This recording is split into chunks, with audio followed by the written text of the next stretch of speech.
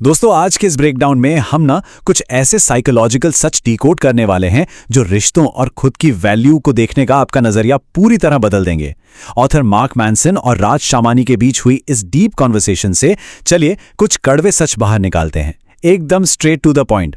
जरा सोचिए, ऐसा क्यों होता है कि हमें इमोशनल ड्रामा और शोर शराबा एक शांत और सुकून वाले रिश्ते से ज्यादा अट्रैक्टिव लगता है? क्यों लोग बार बार टॉक्सिक पार्टनर्स की तरफ खींचे चले जाते हैं? ये एक ऐसा सवाल है जो हम सबको ना कभी खुद से जरूर पूछना चाहिए। इस पूरे एनालिसिस में हम मॉडर्न डेटिंग और आइडेंटिटी के हर एक झूठ का सामना करेंगे। जितने भी हमारे कंफर्टेबल इल्यूजन्स हैं ना, आज उन्हें साइड में रखकर रियलिटी चेक लेते हैं। तो सबसे पहले बात करते हैं ब्लॉक 1 की, द टॉक्सिक अट्रैक्शन ट्रैप। पता है सबसे बड़ी प्रॉब्लम क्या है? हम में से बहुत से लोग एंग्जाइटी और रोमांस के बीच बुरी तरह कंफ्यूज हो जाते हैं। टॉक्सिक लव ना बिल्कुल एक इमोशनल रोलर कोस्टर की तरह होता है। बहुत ज्यादा हाइज होंगे और बहुत बुरे लोज। ये लिटरली एक नशे की तरह एडिक्टिव हो जाता है। दूसरी तरफ हेल्दी लव असल में काफी पीसफुल होता है। मार्क मैनसन बड़ा सही पॉइंट समझाते हैं कि एक अच्छा रिलेशनशिप कई बार आपको बोरिंग लग सकता है, क्योंकि वहां कोई फालतू का ड्रामा नहीं होता, कोई एंग्जाइटी नहीं होती। और इसी ड्रामे के चक्कर में लोग अक्सर टॉक्सिक लोगों के फेक कॉन्फिडेंस से अट्रैक्ट हो जाते हैं। अब आप पूछेंगे कि एक नार्सिसिस्ट और एक सच में कॉन्फिडेंट इंसान के बीच फर्क कैसे करें? बहुत सिंपल ट्रिक है, उन्हें सिर्फ न बोलकर देखिए। एक इनसिक्योर फेक कॉन्फिडेंट इंसान न सुनकर तुरंत बौखला जाएगा या फालतू की बहस करेगा, लेकिन एक सच में कॉन्फिडेंट इंसान असहमति को, डिसएग्रीमेंट को बहुत शांति से एक्सेप्ट करेगा। तो सीधा सा रूल है, उनका रिएक्शन ही उनकी पूरी असलियत बता देता है। चलिए अब आगे बढ़ते हैं ब्लॉक 2 की तरफ, मैनिपुलेशन का कड़वा सच। मॉडर्न डेटिंग में लोग पिकअप आर्टिस्ट की जिन ट्रिक्स का इस्तेमाल करते हैं ना, उनके पीछे की डार्क साइकोलॉजी समझना बहुत जरूरी है। ऐसी ही एक सबसे डैमेजिंग टैक्टिक है द नेग। इसमें होता क्या है कि जानबूझकर सामने वाले की इनसिक्योरिटी को ट्रिगर किया जाता है। इसका बेसिक रूल ये है कि जब किसी को इनसिक्योर फील कराया जाता है तो वो इंसान ऑटोमेटिकली आपके वैलिडेशन और अप्रूवल की चाहत रखने लगता है। देखा जाए तो ये एक बहुत चीप मार्केटिंग टैक्टिक है और ये सिर्फ उन लोगों पर काम करती है जिनकी सेल्फ एस्टीम पहले से ही कम होती है। और जब किसी की इनसिक्योरिटीज का फायदा उठाकर अट्रैक्शन बिल्ड किया जाता है ना, तो वो कनेक्शन कभी रियल नहीं होता, वो बस एक ट्रांजैक्शन बन जाता है। माँ कहते हैं कि एक ट्रांजैक्शनल रिलेशनशिप सिर्फ वैलिडेशन की लेन देन पर टिकी होती है, प्यार पर नहीं। और ऑब्वियसली ऐसे रिश्ते ज्यादा दिन नहीं टिकते, ये बस आगे चलकर बहुत भारी नुकसान पहुंचाते हैं। ये एक ऐसा कड़वा सच है जिसे हम इग्नोर नहीं कर सकते। अब आते हैं ब्लॉक 3 पर, the nice guy myth. Dating की दुनिया का यह सबसे बड़ा भ्रम है कि सिर्फ एक नाइस गाय होना काफी है। सच तो यह है कि एक नाइस गाय होना असल में मैनिपुलेशन है। क्यों? क्योंकि ऐसे लोग इसलिए अच्छा बिहेव करते हैं ताकि उन्हें बदले में प्यार या अटेंशन जैसा कोई रिवॉर्ड मिल सके, और जब वो नहीं मिलता तब उनका असली रूप बाहर आता है। इसके बिल्कुल उलट एक गुड गाय पूरी तरह ऑनेस्ट होता है। वो अपनी सख्त बाउंड्रीज सेट करता है और सच बोलने से पीछे नहीं हटता, फिर चाहे उससे कोई विवाद ही क्यों ना हो जाए। और जो समझदार लोग होते हैं ना, वो इस फर्क को तुरंत भांप लेते हैं।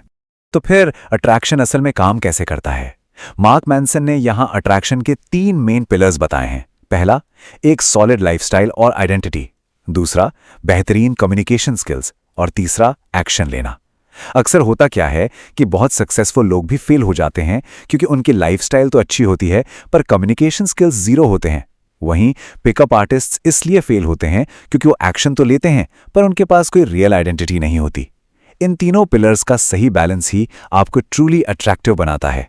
चलिए अब शिफ्ट होते हैं ब्लॉक 4 पर, वल्नरेबिलिटी का असली मतलब। ये एक ऐसा टॉपिक है जिसे हमेशा गलत समझा गया है। लोग अक्सर सोचते हैं कि वल्नरेबिलिटी का मतलब बस रोना या अपनी परेशानियां लेकर शिकायत करना है। नहीं, ऐसा बिल्कुल नहीं है। असल में इमोशनल वल्नरेबिलिटी का मतलब है खुद को रिजेक्शन के रिस्क के लिए पूरी तरह ओपन करना, अपनी फीलिंग्स को रोते हुए नहीं बल्कि पूरे कॉन्फिडेंस के साथ एक्सप्रेस करना। ये एक बहुत ही मैस्कुलिन और स्ट्रांग क्वालिटी है, जहां आप बिना डरे ये बताते हैं कि आपको क्या चाहिए, ये जानते हुए भी कि सामने वाला आपको रिजेक्ट कर सकता है। ये कोई कमजोरी नहीं है बल्कि बहुत बड़ी ताकत है। और इसी चीज को कॉन्टेक्सचुअल कॉम्पिटेंस कहते हैं। सबसे अट्रैक्टिव पार्टनर्स वो होते हैं जो बाहर की दुनिया के सामने अपनी ताकत और डोमिनेंस दिखाते हैं ताकि उनका पार्टनर सेफ फील कर सके। लेकिन जब वो अपने प्राइवेट स्पेस में होते हैं तो वो पूरी तरह इमोशनली ओपन होते हैं। बाहर की ताकत और अंदर की इस डीप इमोशनल इंटीमेसी का जो परफेक्ट बैलेंस है ना, वही एक गहरा और खूबसूरत रिश्ता बनाता है। अब आते हैं हमारे आखिरी और शायद सबसे जरूरी हिस्से पर, block 5, the 90 day life reset. अगर कोई अपनी जिंदगी को पूरी तरह ट्रांसफॉर्म करना चाहता है तो मार्क मेंसन ने इसका एक बड़ा ही प्रैक्टिकल फ्रेमवर्क दिया है। पहले 30 दिन सिर्फ और सिर्फ अपनी बायोलॉजी और हेल्थ पर फोकस करना है, मतलब आपकी नींद, न्यूट्रिशन और फिटनेस। जब ये फाउंडेशन स्ट्रांग होगा तभी आगे की चीजें काम आएंगी। फिर दिन 31 से 60 तक आपको नई हॉबीज एक्सप्लोर करनी है और अपनी आइडेंटिटी बिल्ड करनी है। और आखिरी के 30 दिनों में यानी दिन 61 से 90 तक अपनी सोशल लाइफ और नेटवर्किंग को बेहतर बनाने पर ध्यान देना है। इन स्टेप्स को थोड़ा और डिटेल में समझते हैं। पहला स्टेप है जिम जाना और अपने एनर्जी लेवल्स को फिक्स करना, क्योंकि इससे आपका कॉन्फिडेंस सीधा ऊपर जाता है। दूसरा स्टेप है स्क्रीन फ्री इंटरेस्ट डेवलप करना। दिन भर फोन पर स्क्रॉल करने के बजाय कोई ऐसी रियल वर्ल्ड स्किल सीखना जो आपको सच में खुशी दे। और तीसरा स्टेप है बिना किसी उम्मीद के सोशलाइज करना। यकीन मानिए, जब कोई अपनी लाइफ को इस तरह इंटरनली सॉर्ट आउट कर लेता है ना, तो रिश्तों और डेटिंग की सारी मुश्किलें खुद ब खुद गायब हो जाती हैं। तो अंत में इस पूरे ब्रेकडाउन का कोर बस यही है कि सबसे सही डेटिंग एडवाइस सेल्फ इंप्रूवमेंट है। अगर आपको जिंदगी में बेहतर लोगों को अट्रैक्ट करना है तो कोई मैनिपुलेशन या ट्रिक्स कभी काम नहीं आने वाली। सबसे पहले आपको खुद एक बेहतर इंसान बनना पड़ेगा। तो ये 90 दिन का रीसेट आज से ही क्यों ना शुरू किया जाए। सोचिएगा जरूर कि इस बड़े बदलाव के लिए आज आपका पहला कदम क्या होने वाला है।